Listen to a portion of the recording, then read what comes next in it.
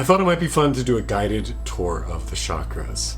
So please join me. I'm sitting on the ground, but you can sit in a chair or lie down, do what feels good for you. And if you are sitting on the ground, I would encourage you to cross your legs in whatever way feels comfortable. When you are ready, allow your hands to come onto your sternum and onto your belly. And I want you to close your eyes and just take a couple deep breaths. Ideally, as you inhale, the belly expands, and as you exhale, the belly pulls in. I'm just going to tell you, this may feel a little challenging. We live in a culture that tells us, keep our belly sucked in. So if it's difficult to do that, just silently say to yourself, soft belly, soft belly, soft belly. And actually laying down can be helpful with this. Before we dive into anything terribly esoteric, it's important we start with just being where we are. Observing how are we feeling, how are we doing in this moment.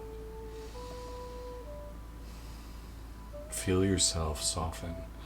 Maybe roll your shoulders, shake your head, unclench your jaw. And I want you to notice the space underneath your hands. Pay attention to what do you feel internally in your chest and in your abdomen.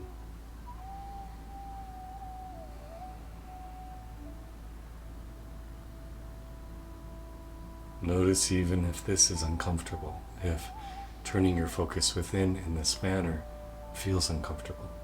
And maybe it doesn't, in which case great. But if it does, you're not alone. We live in a society that tells us to keep our focus oriented outside, externally. To turn it inwards can be a little uneasy, perhaps.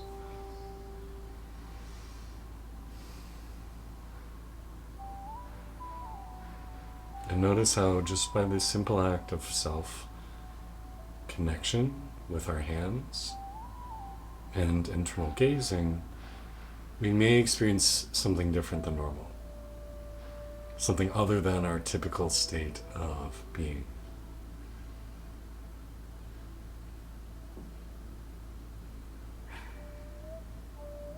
Allow your mind's eye, that space where you look out into the world from internally, allow it to start to drop.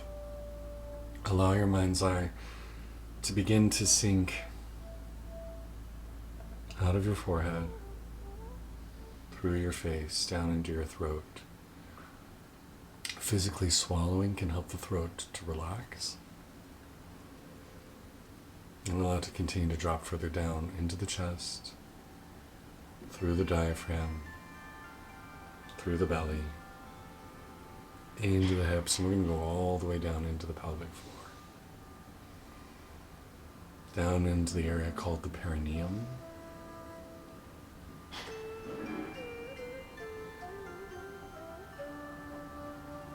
Now at this point you can keep your hands on your torso if that's comfortable. If you'd rather, you can bring your hands to prayer position. You can rest them on your lap. Or if there's another mudra that you know or like, you can do that instead. It's really up to you.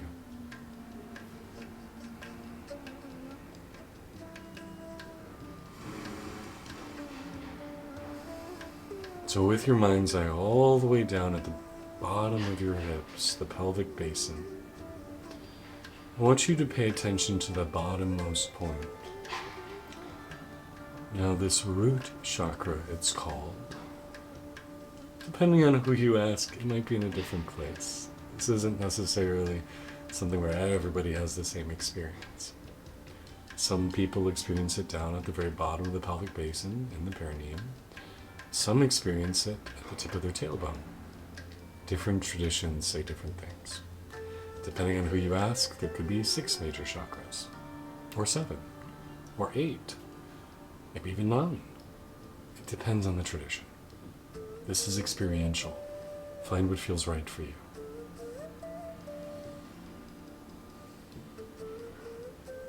So as you go all the way down into the bottom of you, I'd invite you to envision a pulsing orb or vortex of energy. This Muladhara chakra is the gateway. The gateway to the earthen realm, the underworld, the animal realm. You can travel down and through this space into the world below ours. It is our grounding, our connection to the earth,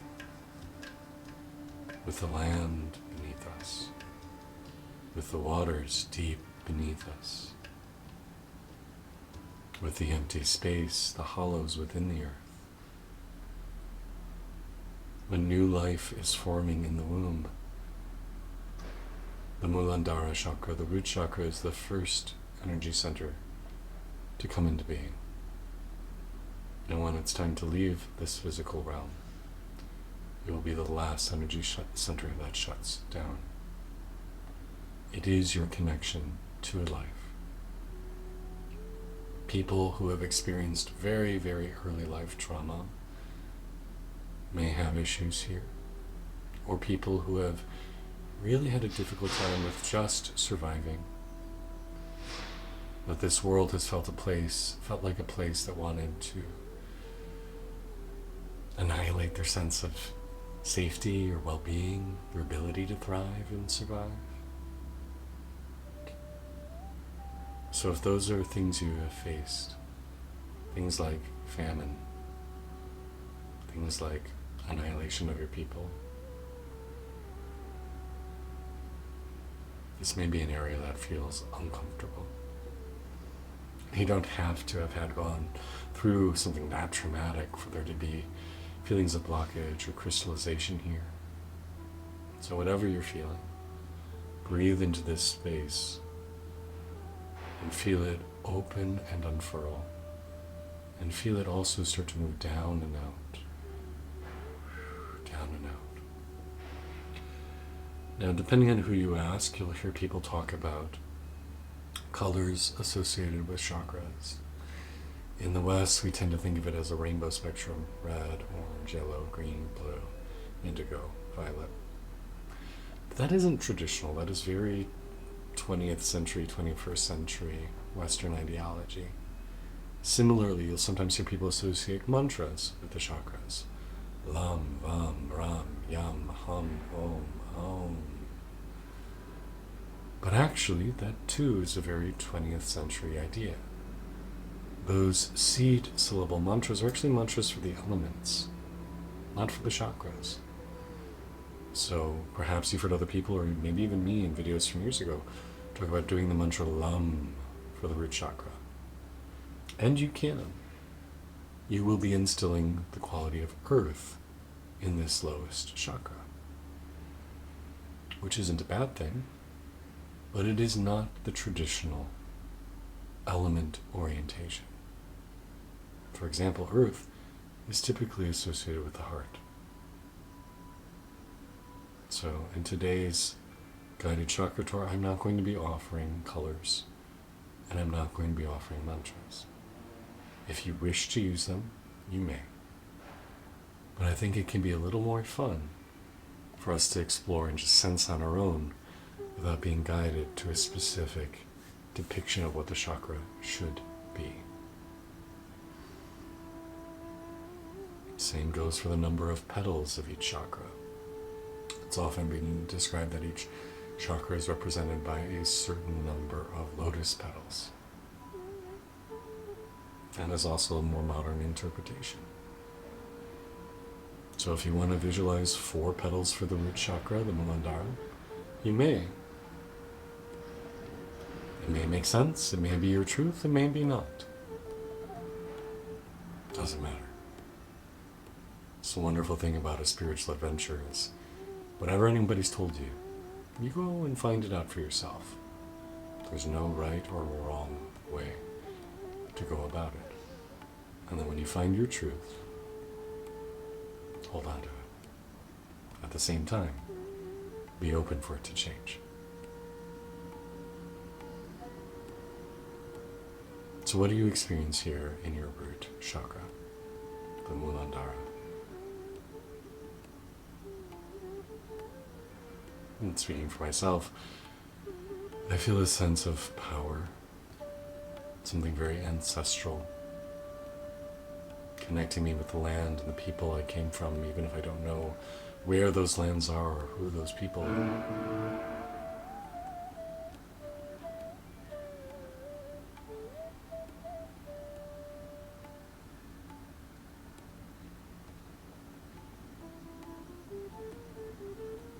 Let's move up a little bit. Rising up into the pelvis, about 2 inches inwards from where the sexual organs enter the body,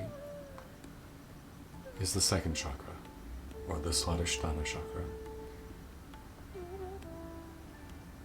This is the second energy center to form. It's the second energy center to come online.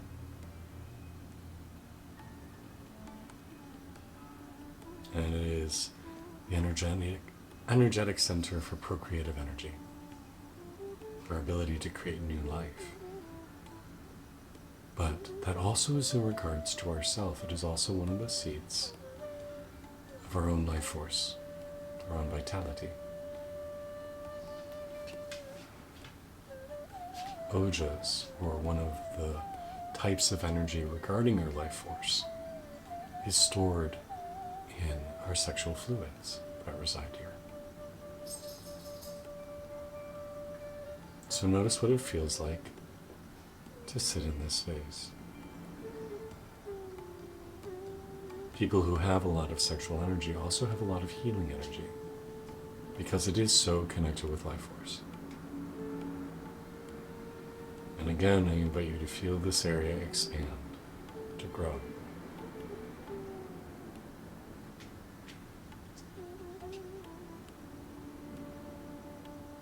These chakras, or wheels of light, are almost like the organs of our energetic body, or more aptly, the nexus point where our meridians or nadis, those energy channels, converge. They can be places that store informations or mantras. You can install deities or higher vibratory beings in these energy nexuses. Those are very traditional practices. So what do you experience when you send your focus here to your Swadhisthana chakra?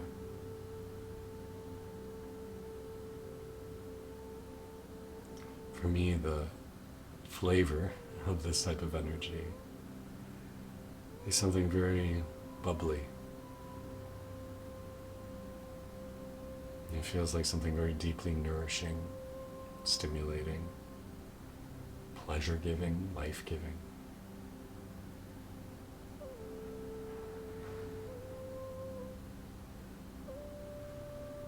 Alright, let's move on up. So as we get into the next chakra, this is again where we see different esoteric schools diverging on how they experience this next chakra. The navel chakra, some people experience it 2 fingers width beneath their belly button. Some people experience it in their solar plexus, near the diaphragm. Some people say they're 2 different chakras. So I'm going to let you form your opinion on what feels right for you. So you can send your focus to the space just beneath the belly button, or you can send it higher into the space at the bottom of your rib cage, or go back and forth and see what you find. So this chakra really starts to come into its own around 3 to 4 years of age. And this is about our personal power in the world. This is about our identity of I am. A sense of ego in a healthy sense. A sense of this is who I am in the world, and I have agency and ability to create change, to manifest a world that I'd like, to be powerful. Now I'll share with you, as somebody who grew up queer, neurodivergent, awkward and gangly, and also somebody who was, from a very young age, very deeply spiritual, which my peers told me was strange. I didn't develop a healthy sense of identity. I was somebody who felt very worthless, very undeserving, because that's what my peers taught me. And so for me, even now, 37 years old, years later, I still feel like there's areas I need to work through here. I still have areas of personal agency and owning who I am. I've done a lot of work, but there's still some crystallization hanging on, some bits where the energy doesn't flow freely, but instead just freezes. So take your focus here into the belly. Invite it to soften, to flow freely. Let these circles of light spin brighter and more pure. Remove any obscurations, keeping them from their full luminosity and velocity of spinning.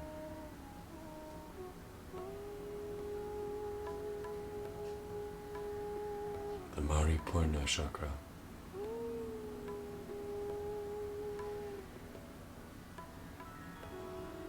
The seat of power in the world to create change. The seat of identity.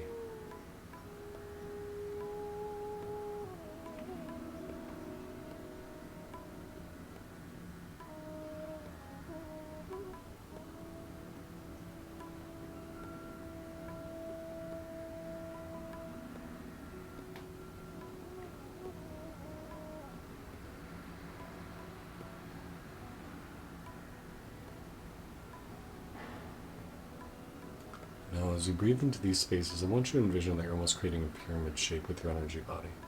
So these lower energy centers are the widest, and as we ascend, they get a little more narrow, a little bit more narrow, a little bit more narrow. Or you could think of it as like an egg shape, rounding. Put an egg that's wider on the bottom, narrower on the top. Alright, so let's move up to one of my favorite energy centers, and probably one of the most important that we're going to explore today. And that is our heart center, the Anahata Chakra, seated in the very center of the chest. Now I know your heart isn't there. I remember as a young person seeing somebody depict the chakra system as a stack of circles, but the heart one was off to the side. This isn't about your physical heart. Your energetic heart, the center of you. A great sage once said, "The heart is the hub of all holy places. Go there and roam." This is the seat of your consciousness. So if the belly is the seat of your ego, the limited sense of mind, sense of self, this is the connection with the eternal you, your soul, the part of you that will leave this physical body when this life is over. And this is also a very unique space in our energetic body because the lower energy centers are very embodied. They're very much about the physical or existence in this world. And then the higher energy centers are very much about the more astral or spiritual levels.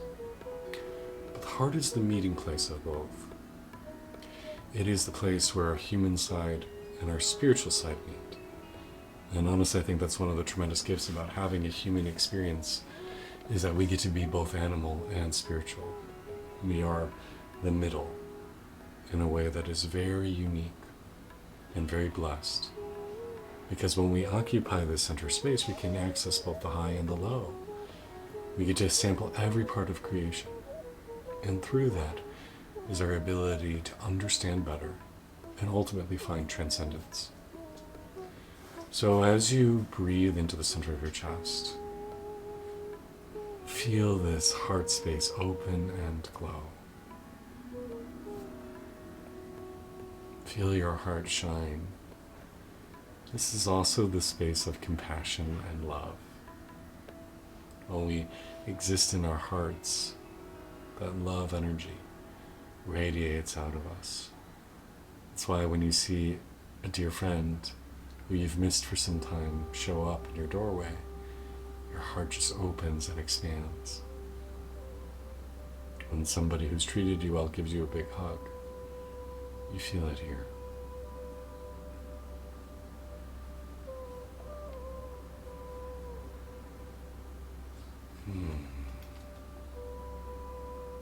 So close your eyes, breathe into the center of your chest, and allow that open-hearted energy to flow. When we are living our most altruistic, compassionate, joy-filled selves, we reside here. When we are in our best selves, we reside here. It is the most balanced and sacred part of our energy body. The heart is the hub of all holy places. Go there and roam.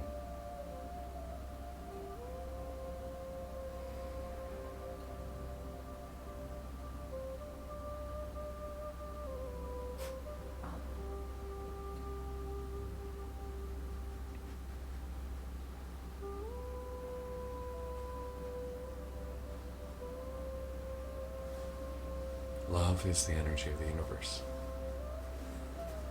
That's why we're here. To give and receive love fully. As best as we are able. So moving up into the more quote-unquote spiritual, energetic energy centers, we're going to go first to the base of the throat. The Vishuddha Chakra. If you feel tightness here, again, go ahead and physically swallow. It can be a nice way to help it release. This is the space of dreaming. So when you go to bed at night, some traditions say you go and reside in the throat chakra.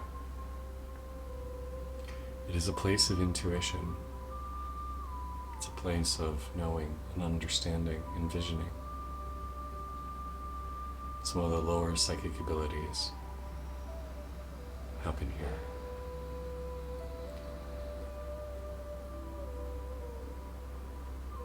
If you are somebody who it's felt difficult to own your voice, to speak your truth, you might feel like you have some crystallization here.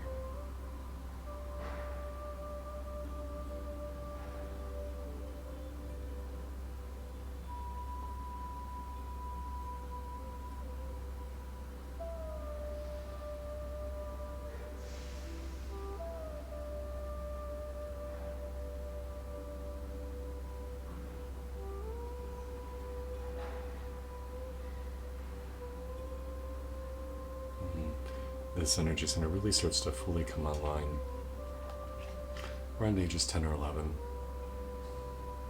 Around the time where we feel like we start to really have a voice in the world, really know what we want to say, aka becoming a teenager.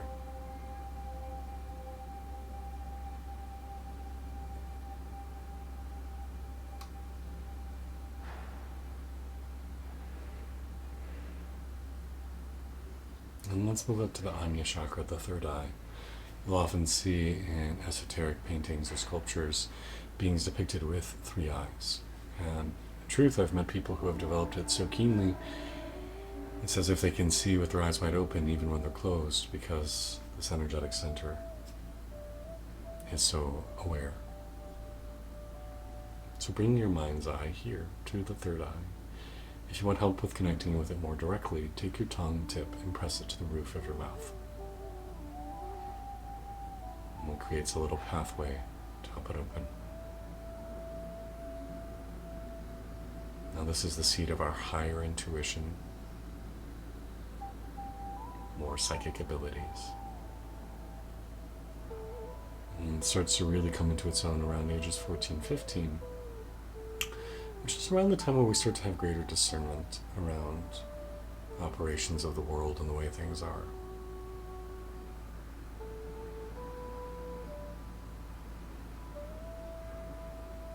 You'll also often hear about people stepping into their magical abilities or their psychic abilities around this age too. With your third eye open, you're able to see people as they truly are, not as they present themselves to be. It becomes very difficult for people to fool you or mislead you because you see their energy, you see their intention behind their words, you see their true beauty, not just their bodily, superficial beauty.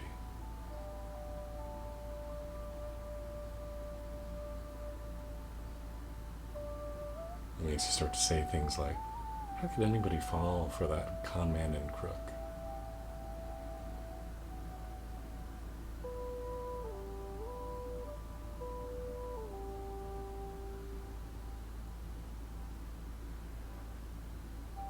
And then when you're ready, let's go to the space right at the top of the head, just slightly above it. The Sahasrara chakra, often described as being the 10,000 petaled lotus. So if these energy centers had more to do with connecting with energetic, psychic abilities, this is our source connection. This is our reunification energy, re-merging with the divine oneness, with the cosmic source. And so if we talked about our limited sense of ego down here in our belly, this is the opposite. This is the oneness. This is the realization that we are one with everything. And it's moving beyond psychic abilities and more into a primordial, pre-Big Bang, pre-universe creation, just pure consciousness waiting to take physical form sort of space. Now, I said I wouldn't lead you with colors, but often I depict this as bright white light.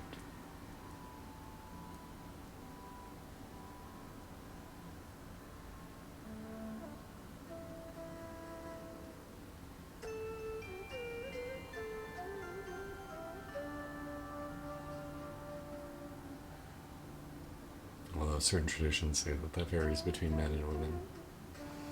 For men, the crown is often white and a root, or a sex chakra is often red, and then the inverse for women, red and white down below, yin and yang. So you can sense for yourself what it's like. As a biological male, I experience it as being white up here. Tell me what you find.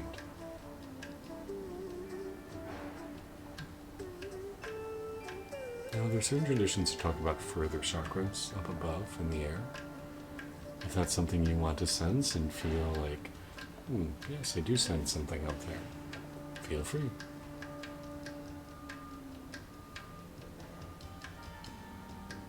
Again, there is no right or wrong way. This is about finding what feels right for you.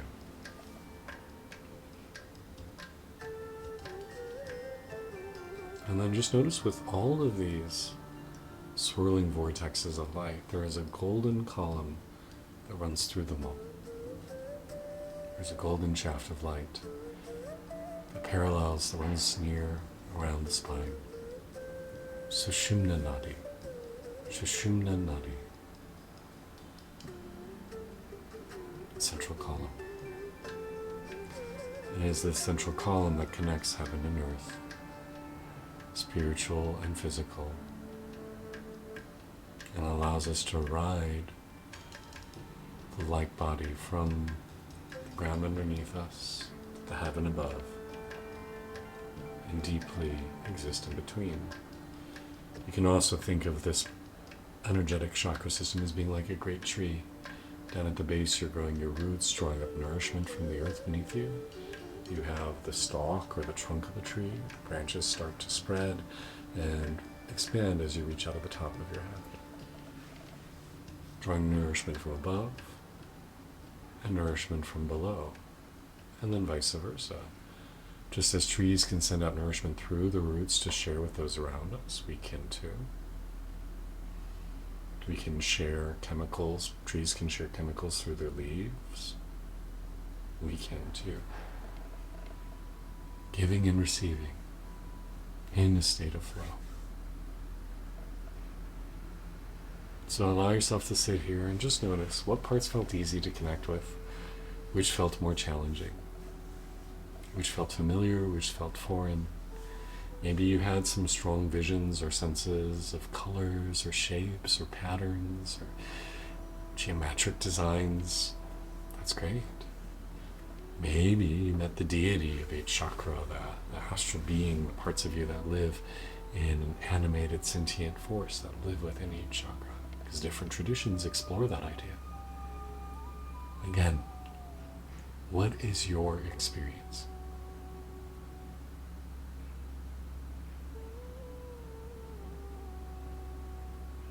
And to finish up, we're just going to end with making an offering at the heart. So I want you to go ahead and take your palms, turn them face up, and you can interlace your fingers and place them right at chest level. And I want you to imagine that this is your altar table. Imagine that this is your place where you make offerings. So whatever you would like to offer your highest self or the divine, place them in your imagination on your open palms. So maybe you place flowers or palm oil or roasted vegetables or sweets or meats, whatever for you is an appropriate offering. Whiskey, butter lamps, incense, silks, gold, jewels.